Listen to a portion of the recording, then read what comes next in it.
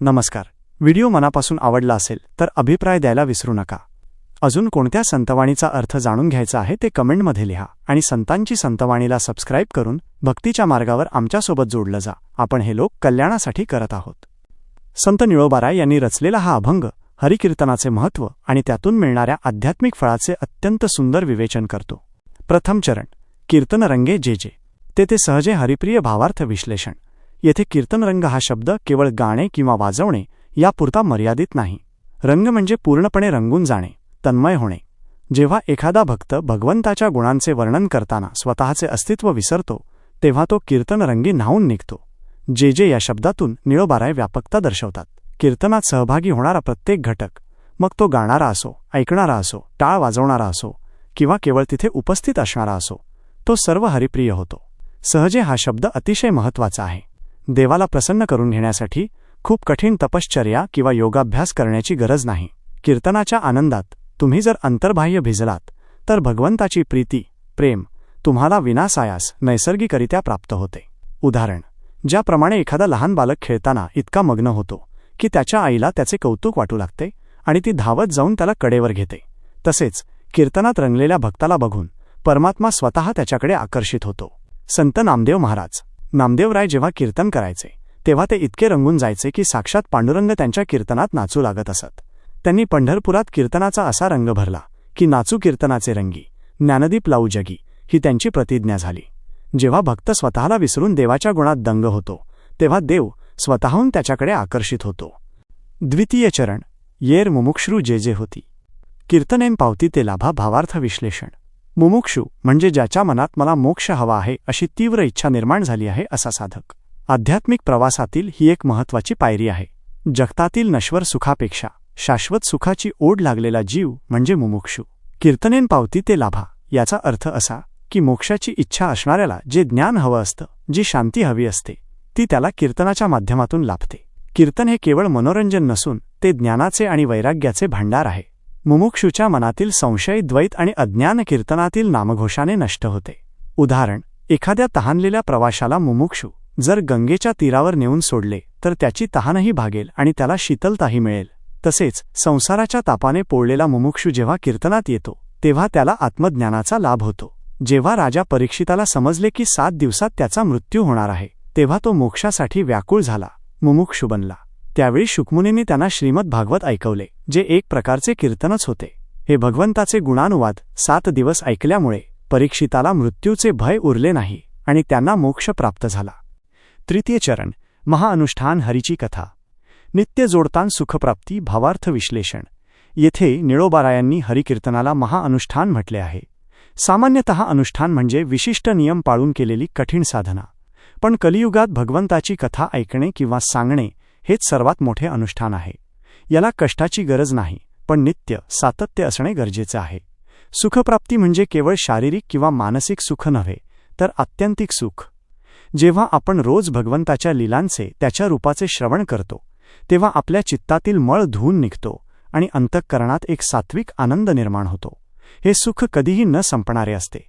उदाहरण, ज्याप्रमाणे आपण शरीराच्या पोषणासाठी रोज जेवण करतो तसेच मनाच्या आणि आत्म्याच्या पोषणासाठी हरिकथा हे रोजचे अन्न असावे.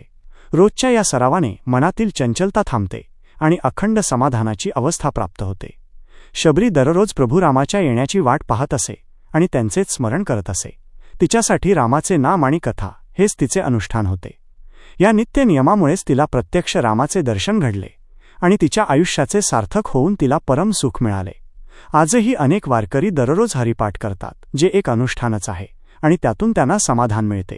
चतुर्थ चरण निळा म्हणे कैवल्यपद. पावती अभेद हरिकीर्ती भावार्थ विश्लेषण. कैवल्यपद हे मोक्षाचे सर्वोच्च शिखर आहे. जिथे भक्त आणि देव यांच्यात कोणताही पडदा राहत नाही त्याला अद्वैत किंवा अभेद अवस्था म्हणतात. निळोबाराय म्हणतात की हरिकीर्तीचा महिमा असा आहे की तो भक्ताला थेट या पदापर्यंत पोहोचवतो. अभेद हा या अभंगाचा कळस आहे. कीर्तन करता करता भक्त इतका तद्रूप होतो की मी देवाहून वेगळा आहे हा भावच गळून पडतो. मीच तो आहे. सोलहम ही स्थिती हरिकीर्तनामुळे प्राप्त होते. येथे हरिकीर्ती ही केवळ देवाचे गुणगान उरत नाही तर ती भक्ताला देवाच्या रूपात विलीन करून टाकणारी शक्ती बनते. उदाहरण, ज्याप्रमाणे नदी सागराला मिळेपर्यंत तिचे स्वतंत्र अस्तित्व, नाव, रूप असते, पण एकदा का ती सागरात मिसळली की ती सागरच होते, तसेच कीर्तनाच्या माध्यमातून भक्त हरिकीर्तीत मिसळतो आणि स्वतः हरिरूप कैवल्यपद बनतो. तुकोबांनी आयुष्यभर विठ्ठलाच्या कीर्तीचे अभंग रचले आणि गायले. कीर्तन करताना ते इतके एकरूप व्हायचे की त्यांना देहाचे भान उरायचे नाही. त्यांची भक्ती अभेद होती. विठ्ठल आणि तुका आता वेगळे नाहीत. याच हरिकीर्तीच्या जोरावर ते सदेह वैकुंठाला गेले असे मानले जाते. हेच ते कैवल्यपद होय. विस्तृत उदाहरण दृष्टांत. या अभंगाचा भाव समजून घेण्यासाठी आपण पावसाचे पाणी आणि विहीर याचं उदाहरण घेऊ शकतो. अनुष्ठानाचे महत्त्व. समजा एखाद्याला जमीन खोदून पाणी काढायचे असेल तर त्याला खूप कष्ट करावे लागतात. हे कठीण अनुष्ठानासारखे आहे. पण कीर्तन हे पावसासारखे आहे. पाऊस पडला की सर्वत्र पाणी सहज उपलब्ध होते. तसेच कीर्तनाच्या रंगात न्हाऊन निघालेल्या भक्ताला ईश्वरी कृपा सहज प्राप्त होते. मुमुक्षूचा लाभ. ज्याप्रमाणे एखादा तहानलेला माणूस मुमुक्षू पाण्याच्या शोधात असतो, त्याला स्वच्छ पाण्याचा झरा सापडल्यावर जो आनंद होतो, तसाच आनंद साधकाला कीर्तनात मिळतो. अभेदाची अवस्था. जेव्हा गंगेचे पाणी समुद्राला जाऊन मिळते तेव्हा गंगा आपली स्वतंत्र ओळख हरवून समुद्रच होऊन जाते. यालाच अभेद म्हणतात. त्याचप्रमाणे कीर्तन करणारा भक्त स्वतःचे अस्तित्व विसरून देवाच्या रूपात विरघळून जातो. त्याला वेगळ्या मोक्षाची गरज उरत नाही, कारण तो स्वतःच आनंद स्वरूप होतो. या अभंगात काही असे शब्द आहेत ज्यांच्या मागे खूप मोठा आध्यात्मिक अर्थ दडलेला आहे. आपण खालील 3 महत्त्वाच्या शब्दांचा सखोल अर्थ पाहूया. मुमुक्षू. दुसऱ्या चरणातील शब्द. अध्यात्मशास्त्रामध्ये साधकाचे 4 प्रकार मानले जातात: आर्त, अर्थार्थी, जिज्ञासू आणि मुमुक्षू. मुमुक्षू म्हणजे ज्याला या संसार चक्रातील दुःख, जन्म आणि मृत्यू यांपासून सुटका करून घेण्याची तीव्र इच्छा लागली आहे. ज्याप्रमाणे एखादा माणूस आगीत अडकल्यावर बाहेर पडण्यासाठी व्याकुळ होतो, तशीच व्याकुळता ज्याच्या मनात मला देव हवा आहे किंवा मला मोक्ष हवा आहे यासाठी निर्माण होते, त्याला मुमुक्षू म्हणतात. महत्त्व. निळोबाराय म्हणतात की अशा व्याकुळ साधकासाठी कीर्तन हे अमृतासारखे काम करते, ज्यामुळे त्याला त्याचे ध्येय मिळते. अनुष्ठान. तिसऱ्या चरणातील शब्द. सामान्यतः आपण व्रतवैकल्ये, कडक उपवास किंवा तासनतास एका जागी बसून जप करण्याला अनुष्ठान म्हणतो. अनुष्ठान म्हणजे एखाद्या गोष्टीचे सातत्याने आणि नियमपूर्वक केलेले आचरण. या अभंगात निळोबाराय म्हणतात की कडक उपवास किंवा शरीर कष्टवण्यापेक्षा हरिकथा सांगणे किंवा ऐकणे हेच सर्वात मोठे अनुष्ठान आहे. महत्त्व. जर तुम्ही रोज ठराविक वेळ काढून भगवंताचे गुणगान ऐकले तर ते हजारो यज्ञांच्या पुण्यापेक्षा मोठे फळ देते, कारण ते मनाला शुद्ध करते. अभेद. चौथ्या चरणातील शब्द. हा या अभंगातील सर्वात महत्त्वाचा शब्द आहे. भेद म्हणजे वेगळेपणा आणि अभेद म्हणजे एकरूपता. जोपर्यंत आपल्याला वाटते की मी भक्त वेगळा आहे आणि माझा देव वेगळा आहे, तोपर्यंत ती द्वैत भक्ती असते. पण कीर्तनात रंगल्यावर जेव्हा भक्त स्वतःचे अस्तित्व विसरतो आणि त्याला सगळीकडे विठ्ठलच दिसू लागतो, तेव्हा त्याला अभेद अवस्था म्हणतात. महत्त्व. जेव्हा कीर्तन करणारा, ऐकणारा आणि ज्याचे कीर्तन चालू आहे तो देव हे तिन्ही एक होतात, तेव्हाच खऱ्या अर्थाने कैवल्यपद, मोक्ष प्राप्त होते.